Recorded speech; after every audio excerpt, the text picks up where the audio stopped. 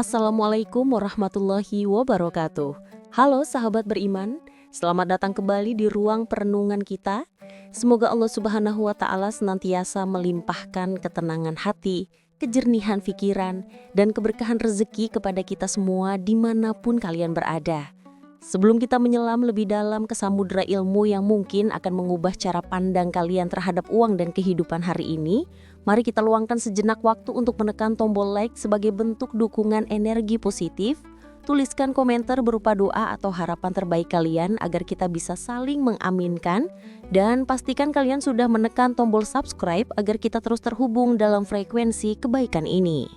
Sahabat beriman, pernahkah kalian merasakan sensasi kehilangan uang dalam sekejap mata yang rasanya seperti jatuh dari roller coaster di ketinggian ekstrim? Namun baru menyadari di tengah jalan bahwa kalian lupa memasang sabuk pengaman. Rasa panik yang menyergap, penyesalan yang menghantam dada, dan perasaan bodoh yang menghantui pikiran, semuanya bercampur menjadi satu. Kalian mungkin sudah belajar berbagai teknik, menghafal pola grafik, dan melakukan uji coba strategi dengan rapi. Modal pun sudah disiapkan dengan matang.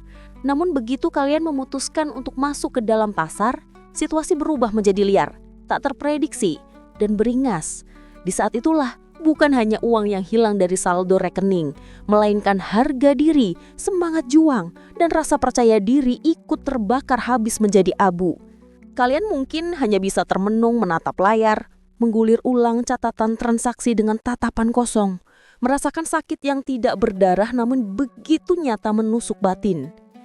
Tapi tenang dulu sahabat beriman, kerugian dalam ikhtiar mencari rezeki, termasuk dalam dunia perdagangan atau trading, sesungguhnya bukanlah sebuah aib yang harus ditutupi, apalagi dianggap sebagai kegagalan total. Jika kita melihatnya dari kacamata spiritual yang lebih tinggi, kerugian itu sejatinya adalah sinyal alam semesta, sebuah tanda bahwa energi di dalam diri kita sedang bertabrakan dengan ketetapan atau vibrasi rezeki yang Allah gariskan. Dalam hukum kehidupan, segala kejadian tidak hanya terjadi karena logika sebab akibat semata, tetapi juga karena resonansi frekuensi yang kita pancarkan. Hari ini kita tidak akan berbicara tentang strategi teknis semata, tetapi kita akan membedah dari dalam mengapa kerugian finansial justru bisa menjadi gerbang pencerahan spiritual yang luar biasa. Banyak orang di luar sana yang terjebak dalam kegagalan bukan karena mereka kurang pintar atau kurang ilmu, melainkan karena mereka melupakan satu hal fundamental, yaitu energi diri atau kondisi batin itu jauh lebih menentukan hasil daripada sekadar kepintaran membaca grafik. Kita akan membahas bagaimana menyatukan frekuensi diri dengan hukum semesta atau sunnatullah agar setiap langkah ikhtiar kita tidak hanya didasarkan pada kalkulasi matematika, tetapi juga konektivitas spiritual kepada Sang Pemberi rezeki. Ingatlah bahwa hukum semesta itu ibarat algoritma Allah yang mengatur segala hal di langit dan di bumi, termasuk pergerakan rezeki kita. Sahabat beriman, topik ini menjadi sangat urgen di zaman sekarang karena semakin banyak orang yang terjun ke dunia pencarian rezeki instan tanpa fondasi mental dan spiritual yang kokoh. Mereka berpikir bahwa kesuksesan finansial hanya soal teknis dan angka. Padahal di balik setiap pergerakan angka, ada hukum energi yang bekerja secara presisi. Jika kita mengabaikan aspek ini, jangan kaget jika setiap usaha yang kita lakukan justru berakhir dengan kekecewaan. Semesta tidak pernah mengajak kita jatuh untuk menghancurkan kita, kecuali untuk mengenalkan kita pada versi diri kita yang lebih tinggi, lebih sabar, dan lebih berserah. Mari kita masuk ke inti permasalahannya. Dunia perdagangan modern saat ini ibarat warung kopi yang buka di setiap sudut jalan. Semua orang ingin masuk, semua orang ingin mencoba peruntungan. Ada yang datang karena ingin cepat kaya, ada yang sekadar iseng, dan ada yang tergiur oleh gambaran kesuksesan semu di media sosial. Namun tidak banyak yang menyadari bahwa di balik setiap keputusan jual beli, ada pikiran bawah sadar yang mengemudi dan ada vibrasi emosi yang meledak-ledak. Ketika kerugian terjadi, itu bukan semata karena kebodohan, tetapi karena ada sistem energi di dalam diri yang sedang macet total atau tersumbat oleh kotoran hati seperti keserakahan, ketakutan, dan ketidaksabaran. Kerugian finansial bukan sekadar berkurangnya angka di saldo. Itu adalah sinyal keras dari Allah agar kita berhenti sejenak, diam dan menata ulang koneksi kita dengannya. Bayangkan berapa banyak orang yang berani mengeluarkan modal jutaan rupiah, namun tidak pernah menyempatkan waktu untuk membersihkan ruang spiritualnya sebelum memulai usaha.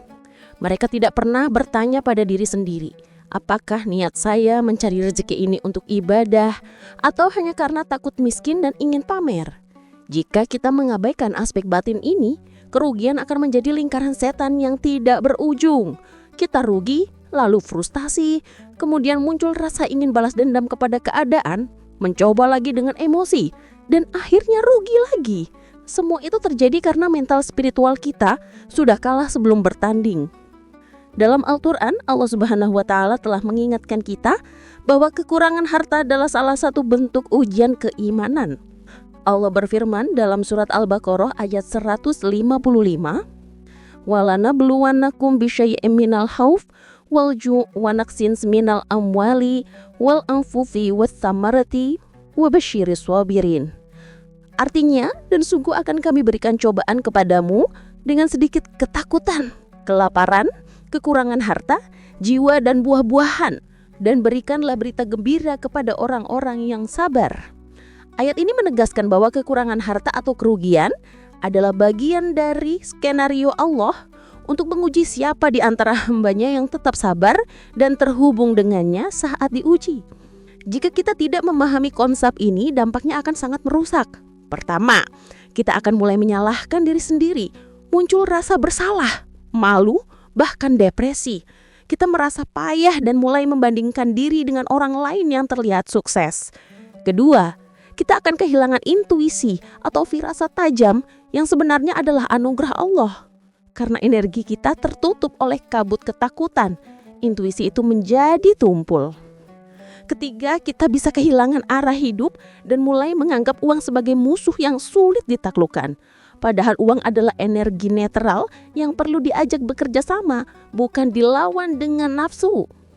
Sebaliknya, jika sahabat beriman paham bahwa kerugian itu adalah proses sakral untuk pembersihan jiwa atau tazkiyatun nafs, maka kalian akan belajar mengolah emosi layaknya seorang pejuang sejati. Kalian tidak akan mudah terbawa panik saat rugi dan tidak akan sombong saat untung. Kalian akan bangkit bukan karena dendam, ingin membalas kerugian, tetapi karena getaran jiwa kalian sudah selaras kembali dengan kehendak Allah. Saat vibrasi kalian naik ke level syukur dan sabar, Allah akan memberikan petunjuk dan jalan keluar dari arah yang tidak disangka-sangka. Perdagangan atau usaha bukan lagi menjadi mesin pencetak uang, tetapi alat untuk mengenal siapa diri kita sebenarnya di hadapan Allah. Mari kita tarik pelajaran dari sejarah dan kearifan masa lalu. Zaman dahulu konsep perdagangan sudah ada bahkan sebelum manusia mengenal uang kertas. Di peradaban kuno, transaksi dilakukan berdasarkan nilai tukar kepercayaan dan energi. Pedagang bukan cuma bertukar barang, tapi juga bertukar rasa. Di tanah, masalah utamanya adalah emosi yang tak terkendali. Kita seringkali mengambil keputusan bukan dengan logika yang jernih, tapi dengan perasaan takut ketinggalan atau takut rugi. Ini adalah vibrasi rendah. Tekanan sosial juga memperparah keadaan. Media sosial menampilkan ilusi kesuksesan instan yang membuat kita merasa tertinggal. Kita lupa bahwa setiap orang punya zona waktunya masing-masing. Ketidaktahuan spiritual juga menjadi faktor penentu. Banyak orang hanya belajar cara mencari uang, tapi tidak belajar cara mengelola energi uang. Padahal niat dan vibrasi itu lebih penting daripada strategi. Jika kita memulai usaha dengan niat serakah, hasilnya akan membawa pada kehancuran. Jika niatnya ikhlas dan mencari ridha Allah, maka Allah akan membukakan jalan. Kurangnya ritual pemulihan juga sering terjadi. Setelah rugi hari ini, besok langsung memaksa usaha lagi tanpa jeda. Ibarat luka yang belum kering dipaksa berlari, hasilnya pasti infeksi. Kita perlu jeda, perlu sujud, perlu istirahat untuk menetralkan energi negatif. Hukum semesta bekerja sangat presisi. Apa yang terjadi di luar adalah cermin dari apa yang ada di dalam. Jika dunia kita terasa kacau, itu tandanya batin kita sedang goyah. Jika kita ingin mengubah nasib, ubahlah dulu apa yang ada di dalam diri kita. Allah tidak akan mengubah nasib suatu kaum sampai kaum itu mengubah apa yang ada pada diri mereka sendiri. Kita sering memaksakan kehendak di saat batin kita tidak sinkron dengan irama takdir. Bagaimana kita bisa menangkap peluang rezeki jika batin kita bising oleh keluhan? Oleh karena itu, sahabat beriman, bangkit dari kerugian adalah soal transformasi diri. Kita harus berani jujur pada diri sendiri dan bertanya, pelajaran apa yang Allah ingin sampaikan lewat kerugian ini? Jika kita bisa jujur, kita bisa membangun ulang fondasi hidup kita. Bukan cuma strategi bisnis, tapi fondasi niat, kesadaran, dan keimanan. Kita masuk ke wilayah yang tidak terlihat oleh mata, yaitu wilayah niat dan kehendak. Ada hukum yang disebut hukum kepasrahan aktif atau tawakal. Tawakal itu bukan pasrah tanpa usaha, tetapi berusaha maksimal, lalu melepaskan kemelekatan hati terhadap hasil. Semakin tinggi kepasrahan kita, semakin tajam intuisi kita. Kadang Allah menahan rezeki kita sementara waktu bukan karena benci, tapi karena kita belum siap menerima beban rezeki itu dengan kondisi batin kita yang sekarang. Jadi, kerugian itu bukan penolakan, melainkan pengalihan ke arah yang lebih baik. Dalam tradisi tasawuf, uang bukan tujuan, melainkan alat untuk mengenal Allah. Kerugian adalah latihan tercepat untuk menundukkan ego, agar kita mengakui bahwa kita tidak punya kuasa apa-apa selain atas izinnya. Kita tidak bisa mengontrol pasar atau ekonomi, tapi kita bisa mengontrol getaran hati kita. Disinilah kekuatan niat bekerja. Niat yang bersih, ikhlas belajar, dan sabar akan menarik kemudahan-kemudahan yang tidak masuk akal logika. Sahabat beriman, mari kita bongkar mitos-mitos lama. Kesuksesan bukan hanya soal kerja keras atau strategi jitu. Itu hanya setengah dari kenyataan. Kenyataannya, pola pikir, niat, dan energi batin adalah bahan bakarnya. Kita bisa punya kendaraan mewah, tapi kalau bahan bakarnya diisi dengan dendam dan kepanikan, kendaraan itu akan mogok. Banyak orang mengira rugi itu salah teknis, padahal seringkali itu adalah memori trauma yang tersimpan di tubuh yang belum disembuhkan. Setiap kali kita menghadapi situasi serupa, tubuh kita merespon dengan ketakutan yang sama, sehingga polanya berulang terus. Maka, saya ingin mengajak sahabat beriman untuk meriset ulangi cara pandang. Jadikan setiap aktivitas mencari rezeki sebagai cermin spiritual. Jika hasilnya kacau, lihatlah ke dalam diri. Bagian mana dari hati kita yang sedang kacau? Apakah kita terlalu sombong? Apakah kita kurang bersedekah? Apakah niat kita melenceng? Kesadaran emosional bukanlah kelemahan, melainkan senjata. Kita harus peka kapan kita sedang nafsu, kapan kita sedang lelah, dan kapan kita benar-benar siap menjemput rezeki. Langkah konkret untuk memulai transformasi ini adalah dengan melakukan detoksifikasi energi. Setelah mengalami kerugian atau kegagalan, jangan langsung memaksa untuk bangkit seketika. Berikan waktu minimal 3 hari untuk puasa dari aktivitas bisnis yang memicu stres. Fokuskan untuk penyembuhan batin. Perbanyak istighfar, zikir, atau bangun di sepertiga malam untuk mengadu kepada Allah. Biarkan energi kecewa itu netral dulu. Selanjutnya, audit niat kita. Duduklah diam, ambil nafas, dan tanya kepada nurani, saya mencari rezeki ini untuk apa? Jika jawabannya masih ada unsur pamer atau ingin dipuji orang lain, berhenti sejenak. Luruskan kembali niatnya.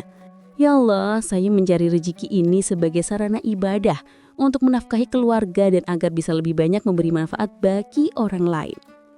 Allah Subhanahu wa Ta'ala berfirman dalam surah Ali Imran ayat 159, "Faiza azamta fatawakkal 'alallah, innallaha yuhibbul mutawakkilin." Artinya, kemudian apabila kamu telah membulatkan tekad, maka bertawakallah kepada Allah. Sesungguhnya Allah menyukai orang-orang yang bertawakal kepadanya. Ayat ini mengajarkan kita untuk menyatukan tekad, ikhtiar dengan tawakal, penyerahan diri. Sebelum memulai aktivitas usaha, lakukanlah ritual kesadaran. Berwudulah untuk membersihkan energi negatif, lakukan salat duha dan ucapkan afirmasi positif bahwa hari ini kita menjemput rezeki dengan tenang, sadar, dan selaras dengan ketentuan Allah. Tarik nafas panjang dan rasakan ketenangan itu mengalir. Jangan mengambil keputusan penting saat sedang marah, lelah, atau iri melihat kesuksesan orang lain, karena itu akan mengacaukan frekuensi rezeki kita. Jadikan aktivitas mencari nafkah sebagai ritual suci. Mulailah dengan doa dan tutuplah dengan evaluasi syukur. Apa yang saya pelajari hari ini? Bagaimana perasaan saya hari ini? Ini akan memperkuat koneksi batin kita dengan Allah, Sang Pemberi Rezeki. Jangan definisikan diri kita dari hasil akhir berupa angka, tapi dari proses dan cara kita merespon ujian. Ucapkan pada diri sendiri setiap pagi, saya bukan sekedar pencari uang. Saya adalah hamba Allah yang sedang menjemput amanah rezeki. Saya tidak mengejar dunia, tapi saya menyelaraskan diri agar dunia datang dengan tunduk. Jika setelah melakukan semua ini kita masih mengalami kerugian, maka ketahuilah ada dua kemungkinan skenario Allah. Pertama, kita masih dalam fase pembersihan. Allah sedang mengikis sisa-sisa ego, dosa atau niat salah yang masih menempel. Jalanilah dengan sabar dan syukur. Kedua,